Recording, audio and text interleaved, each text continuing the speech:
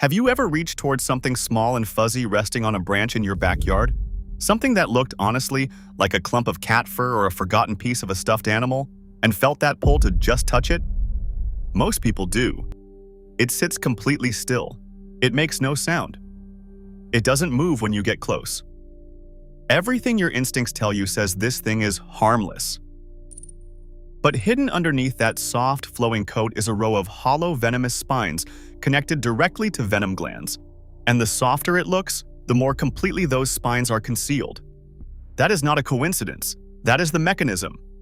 This is the puss caterpillar, Megalopyge opercularis, and it is the most venomous caterpillar in North America. Not the most aggressive, not the most common, the most venomous. And the reason people keep getting hurt by it is not because it attacks. It is because it looks exactly like the thing a curious person reaches for without thinking. The name comes from the resemblance to a cat, specifically to the soft, dense fur around a cat's face. The body is small, about 1 inch to 1.5 inches, and completely obscured beneath long, flowing hair that runs from tan and rusty brown to gray and pale cream, depending on the individual. There are no visible legs, no visible face, no banding, no bright colors, no obvious signal that says danger. Just a smooth teardrop-shaped mass of what looks like very soft fur sitting quietly on a leaf or a branch or a fence post, doing absolutely nothing alarming. What it is actually doing is hiding. Not from you, because it doesn't know you're there. It's hiding from birds and parasitic wasps. That dense coat of setae, which is the technical term for those hair-like structures, breaks up the outline of its body and disguises its shape against bark, wood grain, and leaf litter.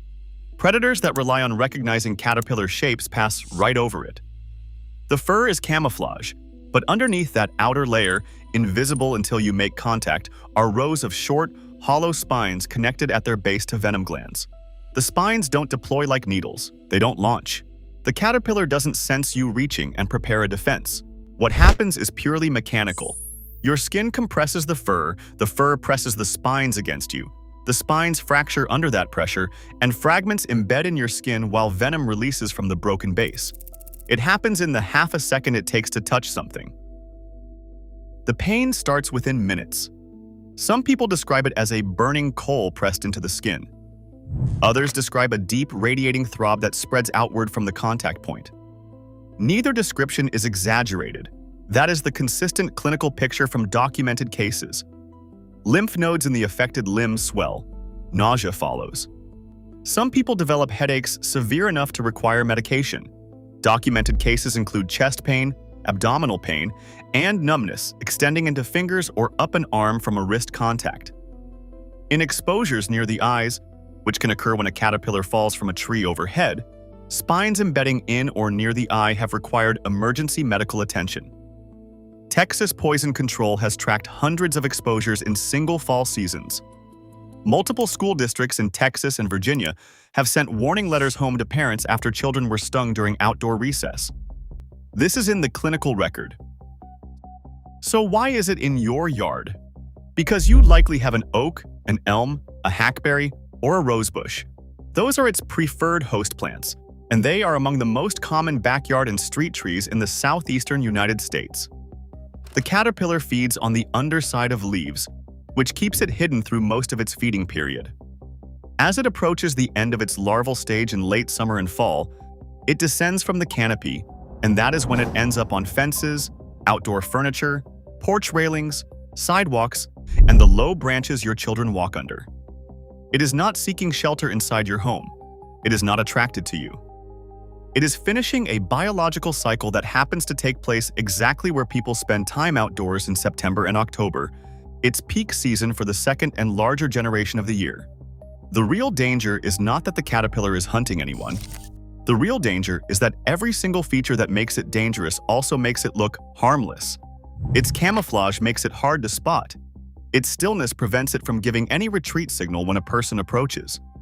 Its soft appearance removes the instinctive hesitation people apply to things with visible claws, fangs, or bright warning colors. And the mechanism that delivers venom, passive spine contact, requires no threat posture, no bite, no aggression. It just has to be touched. If you want to understand what actually lives around your home and why most of what people believe about it is wrong, this channel is where that happens. Subscribe if that's useful to you. But before the myths, and there are several that matter, there is one thing people do instinctively after contact that actively makes the situation worse. People rub the sting area. The instinct is immediate and understandable, but rubbing drives spine fragments deeper into the skin and spreads them across a wider area, increasing both pain and the surface area of venom exposure. The correct response is tape.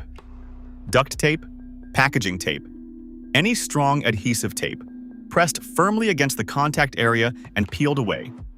Repeat it several times. This physically pulls embedded spine fragments out of the skin. That step comes first. Now the myths. People assume that woolly bear caterpillars, the familiar banded black and rust caterpillars of fall, carry the same risk. They do not. Woolly bears are harmless to touch. The visual difference is clear once you know it. The puss caterpillar has uniform, flowing, silky fur with no banding and no visible body segments. Woolly bears have coarse, bristle texture banding you can see. If it looks like very soft, seamless fur, do not touch it. If it has visible banded sections with a coarser texture, it is almost certainly a woolly bear. That said, making the distinction by touching it defeats the purpose. People also believe the sting is roughly equivalent to a bee sting. It is not. Bee stings cause significant local pain, but rarely produce the systemic effects, nausea, lymph node swelling, chest pain, and radiating numbness that documented puss caterpillar exposures have caused in otherwise healthy adults. This is a different category of event. Some people believe that because the caterpillar is slow and passive, picking it up carefully with light contact is safe. It is not. Any compression of the fur sufficient to hold the caterpillar is sufficient to press spines into skin. And washing the area with water immediately after contact does not neutralize or remove the venom. The spines are already physically embedded, and the venom has already entered tissue. Washing can happen after the spine removal step, not instead of it. Here is how encounters actually happen. Someone is pruning a rose bush or trimming a low oak branch and reaches under the foliage without checking the underside of the leaves. Someone lets a child investigate a fuzzy object on a fence post because it looks like a toy. A caterpillar falls from a branch onto a person's arm or shoulder, and the person brushes it away with a bare hand. Someone picks it off a pet's fur with their fingers, and because the spines transfer to whatever they contact, that alone is enough. Someone picks it up to move it out of the way or to show another person or to get a better look. If you see one, leave it alone. If it is in a location where a child or pet will encounter it, use a stick or a folded piece of cardboard to move it without contact. If contact has already occurred, do not rub. Apply tape. Repeat until no more spine fragments come away, and apply a cold pack.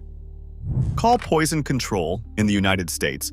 That number is 1-800-222-1222 for guidance on your specific exposure. If you experience chest pain, difficulty breathing, spreading numbness, or symptoms beyond local pain and swelling, go to an emergency room. There is no antivenin. Treatment is supportive, which means the goal is managing symptoms while your body processes the venom. Getting to a doctor faster means better symptom control. Think back to that branch in your backyard, that fuzzy shape you spotted and almost reached out to touch. You were not being careless. You were responding normally to something that looks like it is designed to be handled. The problem is that it actually is designed that way, but not for your benefit. Every feature that makes a person want to pick it up is a feature that evolved to prevent a bird from eating it. You were reading the camouflage exactly the way a predator does. You saw soft, still, non-threatening, and your brain said safe. What was actually there was a delivery mechanism so effective that it doesn't even need the caterpillar to be aware of what's happening. So here's the question for the comments. If you found one of these on the railing of your porch right now, would you know what it was, or would it have taken you a moment? And if it took you a moment, what would your hand have done in that time? The most dangerous thing in your backyard may be the one creature that looks exactly like it's asking to be picked up.